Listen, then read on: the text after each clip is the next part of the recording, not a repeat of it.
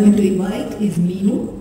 Meenu is a very familiar person in the Bangalore landscape. He's a global head of corporate social responsibility at Mphasis, which is now an HP company. Has won the National Award for the Empowerment of Persons with Disabilities in 2010. Is an alumnus of the IFP, the International Ford Foundation International Fellow Program. He's a guest faculty in numerous places, but more interestingly, I think those of us who've been associated with Meenu know her for the way and the manner in which she champions inclusivity and diversity and corporate responsibility activities in the corporate community. Wonderful to have you, Meenu, on this panel. Good morning, everyone. I would like to thank Fourth Way Foundation team for organizing this event. Thank you so much. Today is the culmination, and from the bottom of my heart, I can say that I'm so thrilled to see this. Vasanthi talked about conversations.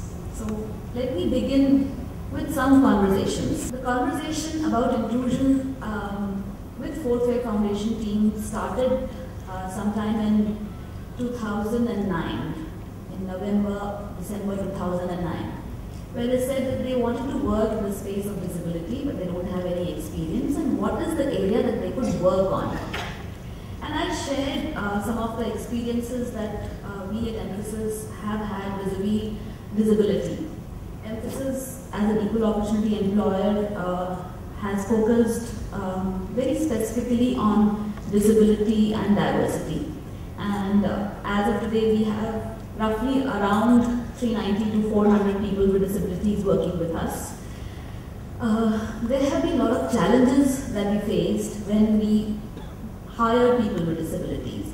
Either there were skill gaps, or there were a lot of barriers that they faced when they were at their educational institutions, whether in schools, whether in colleges, in universities, in professional educational institutions. And from there the journey, every time we would go out to a mainstream college, and either we would not find any student with disability, any engineer, any professional, maybe one or two, but numbers, if we say that we have 70 million people with disabilities, and so many of them are employable, then why aren't we finding them in mainstream schools, colleges, universities, and professional educational institutions? The problem is much deeper. The problem is not there at university, college, or professional educational institution level.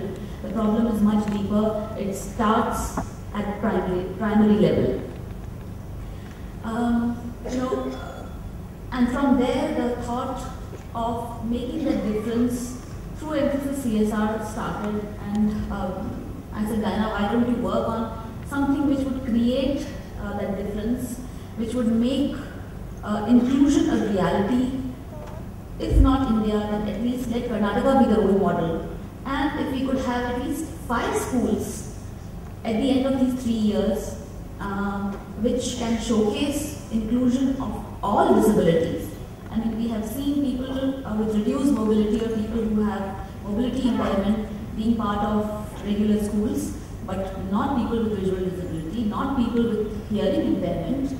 They continue to remain in segregated, exclusive, special schools.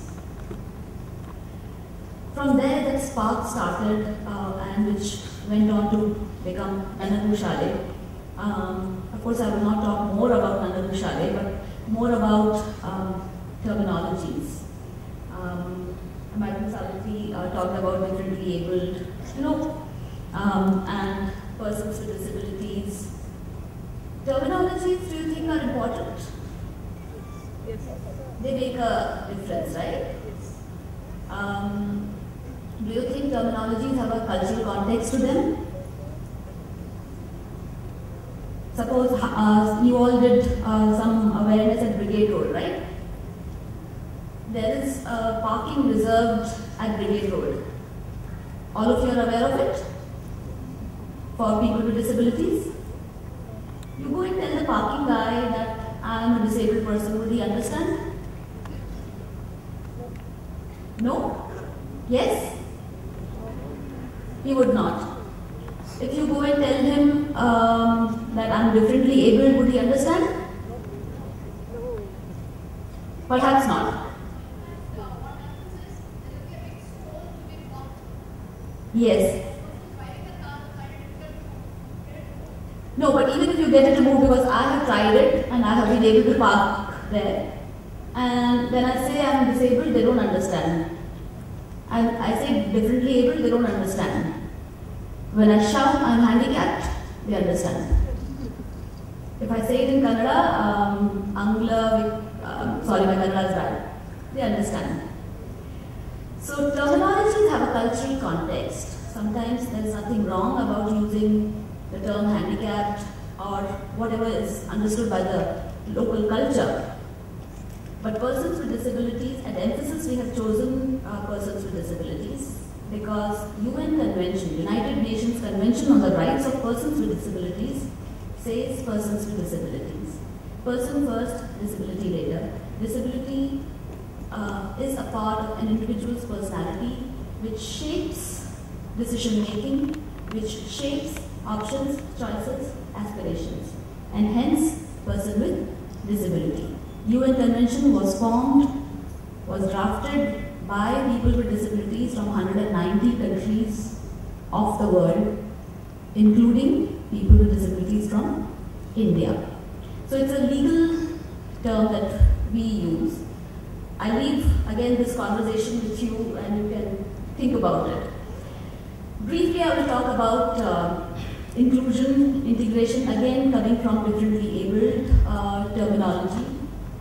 You know, after independence or even before independence, there was no concept of inclusion of children with disabilities in schools.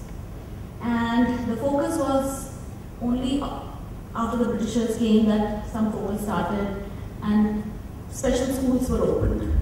So through this, nevertheless, I think the message has been loud and clear that it is not one individual's responsibility or one department's responsibility.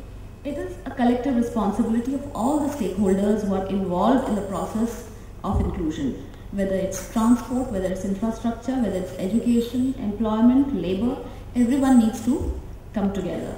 Thank you so much for giving me an opportunity to speak to all of you. Thanks.